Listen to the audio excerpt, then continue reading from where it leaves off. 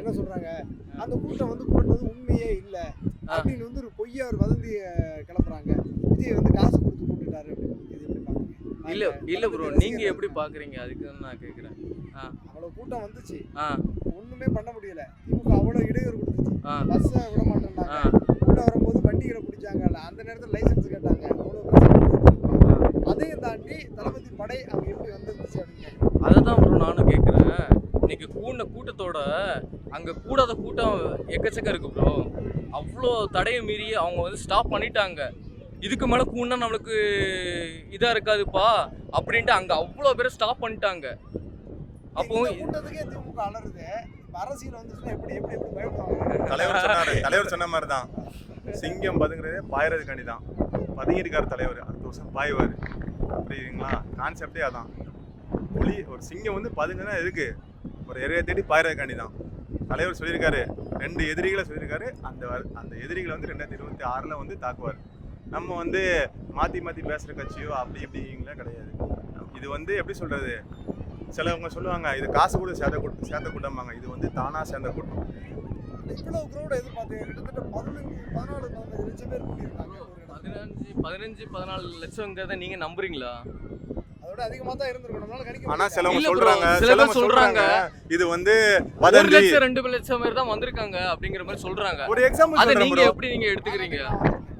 Bro இது என்ன சொல்றாங்க, உங்களுக்கு தெரிஞ்சிருக்காதா ப்ரோ? இது என்ன சொல்றாங்க, இந்த மெரினால இவ்வளவு பேர் இருக்காங்க, இவ்வளவு பெரிய இதுல எத்தனை பேர் இருப்பாங்க நீங்க நினைக்கிறீங்க? அதிகபட்சம் ஒரு 1 லட்சம் ரூபாய் மேக்ஸிமம் அங்கங்க. அது அங்கங்க. ஆனா இது ஒரே இடத்துல கூடுற கூட்டம் அப்படிங்கும்போது தடையெல்லாம் பண்ணாங்க பாத்தீங்கன்னா, போலீஸ் வந்து பயங்கரமா கண்டிப்பா ப்ரோ, கண்டிப்பா ஒரே ஊர்ல சுத்த விட்டாங்க, 30 கிலோமீட்டர் சுத்த விட்டாங்க. இதெல்லாம் ஏன் திமுக பண்ணுதுன்னு நினைக்கிறீங்க ப்ரோ? இதுல வந்து 50-50 தான். 50 தான் உள்ள வர முடிஞ்சது, 50 உள்ள வரவே முடியல. அந்த அளவுக்கு ப்ரோ உள்ள வளர்றானா கண்டிப்பா அவனை எதிர்க்க 1000 பேர் வரதான் செய்வாங்க. அந்த எதிர்ப்பை மீறி வர்றவன் தான் தலைவன். இதான் வந்து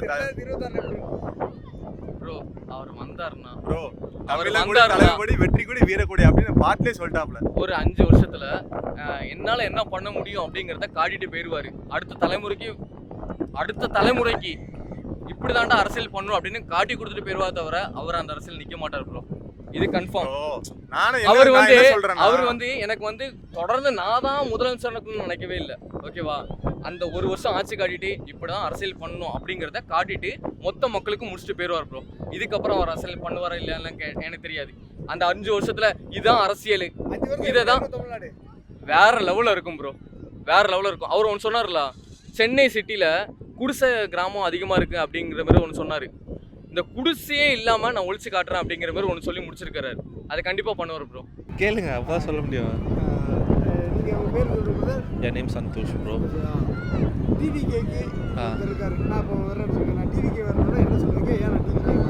ஏன் நீங்கள் டிவிகேக்கு வரணும் அப்படின்னா, உங்களுக்கு வந்து எல்லோரும் வந்து கேட்குறாங்க உங்களுக்கு என்ன கொள்கை இருக்குன்ட்டு. எங்களுக்கு கொள்கை வந்து அவர் சொல்லிட்டாரு, நீங்கள் வாங்க எங்ககிட்ட வந்து எதுவும் எதிர்பார்க்காதீங்க, நீங்கள் வாங்க நாங்கள் பண்ணுறோம், எங்களுக்கு பண்ணுறது தான் இதுக்கப்புறம் வேலையே இருக்குது அப்படின்னு சொல்லிட்டாரு. அதுக்கப்புறம் திருப்பி கொள்கை வேணும்னு கேட்குறது அவங்க எதை வச்சு உங்கள் கொள்கை என்னன்னு சொல்லி கேட்குறாங்கன்னு தெரியல. ஆனால் விஜய் வந்த பிறகு இவ்வளவு எதிர்ப்பு, யாரை பார்த்தாலும் விஜய் எதிர்க்கிறாங்க.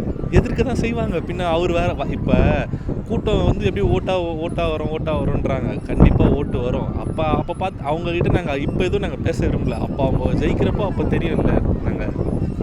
ஆனால் வந்து பயனோட்டு பண்ணுறாங்க 2026 அப்புறம் டிவிகேங்கிற ஒரு கட்சியே இருக்காது அப்படிங்கிறாங்க. அதெல்லாம் கண்டிப்பாக இருக்கும். அது எப்படி ப்ரோ, எவ்வளோ பேர் அன்றைக்கி மாநாட்டில் நீங்கள் வந்துருந்தீங்கன்னா நடந்து போக கூட வழி இல்லாமல் அவ்வளோ பேர் வராங்க. எல்லாம் வந்து சொல்கிறாங்க ரேம்ப் வாக் முடிஞ்சவுடனே போயிட்டாங்கன்ட்டு. ரேம்ப் வாக் முடிஞ்சு அவர் பேசி அவர் வேறு யாராவது ஒருத்தவங்க பேசுகிறாங்க அப்படின்றப்போ தான் எல்லோரும் போனாங்க. நான் வந்து விழுப்புரம் மாநாடுக்கும் போயிருக்கிறேன். நான் வந்து பயங்கரமான விஜய் ஃபேன். எனக்கு வந்து ஆமாம் விஜய் வெறியன். நான் வந்து எல்லாமே வந்து கூட இருந்து நான் போய் பார்த்துருக்கேன். அதனால் எனக்கு தெரியும் அங்கே எப்படி இருந்ததுன்னு. இவங்க சொல்கிறவங்க சொல்லிட்டு தான் இருப்பாங்க. அதாவது இப்போ இருக்க நான் அது இல்லாமல் யங்ஸ்டர்ஸ் தான் வந்து விஜய்க்கு ஓட்டு போடுவாங்கன்னு இல்லாமல் 40 above இருக்கவங்களும் வந்து எங்களுக்கு இப்போ போடலாம் அப்படின்ற மாதிரி சொல்கிறாங்க. நாங்கள் பேசுறதுக்கு முன்னாடியே அவங்களே சொல்கிறாங்க நான் போடுவேன் அப்படின்ற மாதிரி. அவர் முதல்ல வந்தார், அவருக்கு என்ன போட்டாங்கன்னு தெரில. அவர் பேசுகிறாரு, பேசட்டும். ட்ரோல் பண்ணுறவங்க பண்ணிகிட்டே தான் இருப்பாங்க ப்ரோ. அவங்க பண்ணுறத வந்து அதான் எங்கள் இவரும் சொல்லிட்டாரு, ட்ரோல் பண்ணுறவங்க ட்ரோல் பண்ணிட்டோம். நீங்கள் வந்து அதான் சொன்னார்ல 2026 வந்து நீங்கள் ஒருத்தவங்களும் ஒருத்தர் வீட்லேயும் நீங்கள் தான் வந்து என்னோட வேட்பாளர் அப்படின்ற சொல்லிட்டாரு. அதை நாங்கள் எல்லாருமே அவரோட இதுவாக நாங்கள் இருந்து நாங்கள் பண்ணுறோம். எங்களுக்கு என்ன பண்ணணுமோ எங்கள் ஏரியாவில் இப்போ நாங்கள் எதாவது ப்ராப்ளம் அப்படின்னா நாங்கள் டிவிகே குரூப் ஃபுல்லாக அங்கே இருப்போம் எப்போவுமே. எந்த கட்சியில் நான் எந்த கட்சியிலும் இல்லை ப்ரோ. எனக்கு வந்து நான் வந்து இதுக்கு முன்னாடி வந்து யாருக்கும் நான் வந்து இது மாதிரி போயிட்டு ஸ்பெசிஃபிக்காக அப்படி ஓட்டெலாம் போட்டது கிடையாது. நான் வந்து சும்மா எங்கள் வீட்டில் சொல்கிறாங்க போய் அப்படி தான் போட்டுட்டு இருந்தேன். போனாட்டி எல்லாருமே டிவிக்கே தான். எங்கள் வீட்டில் எல்லாருமே டிவிக்கே. எங்கள் வீட்டில் இல்லை, நாங்கள் மொத்தம் இப்போ மாநாடுக்கு போகிறப்ப நான் வந்து அம்பத்தூர் தொகுதி, எங்கள் தொகுதியில் வந்து பார்த்திங்கன்னா பாலமுருகன் அவர் தான் வந்து எங்கள் இது அவரோட இதில் பார்த்திங்கன்னா ஆமாம் நாங்கள் மொத்தம் போனவங்க மொத்தம் 5000 பேர் கிட்ட போனோம். போன வாட்டி நாங்கள் போகிறப்போ எங்களுக்கு வந்து அவரே வந்து அரேஞ்ச் பண்ணி கொடுத்தாரு எங்களுக்கு எல்லாமே. இந்த வாட்டி வந்து நீங்களே வாங்க எல்லாருமே நாங்கள் எல்லாருமே போட்டு தான் போனாங்க. யாருமே வந்து அவங்க எல்லாரும் வந்து கொடுத்து அப்படிலாம் எல்லாருமே நாங்களே தான் பண்ணி போனோமே. அப்படி நாங்கள் வந்து லீவு போயிட்டு அங்கே எல்லாம் இருந்துட்டு வரணும்னு எங்களுக்கு ஒன்றும் இது இல்லை. எங்களுக்கு வந்து நாங்கள் கண்டிப்பாக ஜெயிப்போம் அப்படின்ற ஒரு எங்களுக்கு இது இருக்குது. விஜய் அவரோட அரசியல் எப்படி பார்க்குறீங்க? வெற்றி பெற வாய்ப்பு இருக்குன்னு நினைக்கிறாங்க?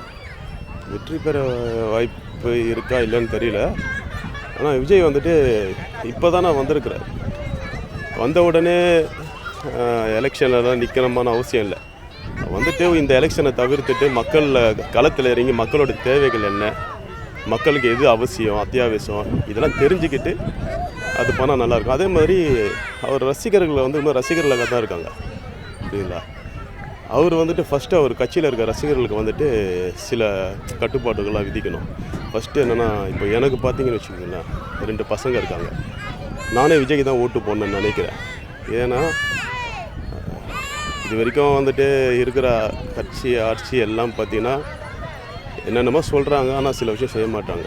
முழுக்க பார்த்திங்கன்னா என்னோடய மைண்ட் செட் என்னென்னா சென்னையில் தமிழ்நாட்டில் பார்த்திங்கன்னா போதை அதிகமாக இருக்குது. அதுவும் பார்த்திங்கன்னா அந்த சின்ன பசங்க கெஞ்சா அடிச்சுட்டு நிறைய தவறுகள் நடக்கிறதுக்கும் விபத்துகள் நடக்கிறதுக்கும் போதை ஒரு காரணம். ஸோ விஜய் வந்து இதை மாற்றினா நல்லாயிருக்கும்னு நான் நினைக்கிறேன். ஏன்னா எனக்கு 2 பசங்க இருக்காங்க, அவங்க ஃப்யூச்சர் நல்லா இருக்கணுன்ட்டு. மற்றபடி நம்ம சொல்லி ஒன்றும் பெருசாக அவங்க திறந்த போகிறதெல்லாம் ஃபஸ்ட்டு நம்மளும் திறந்த நஞ்சு நம்ம அரசாங்கத்தையே குறை சொல்லிகிட்டு இருக்கக்கூடாது. நமக்கும் சில கட்டுப்பாடு ஒழுக்கம்லாம் இருந்துச்சுன்னா சில விஷயம் மாறணும். அது மாதிரி விஜய் அரசியலுக்கு வந்தால் நல்லது செஞ்சாருன்னா நல்லது, அவ்வளோ.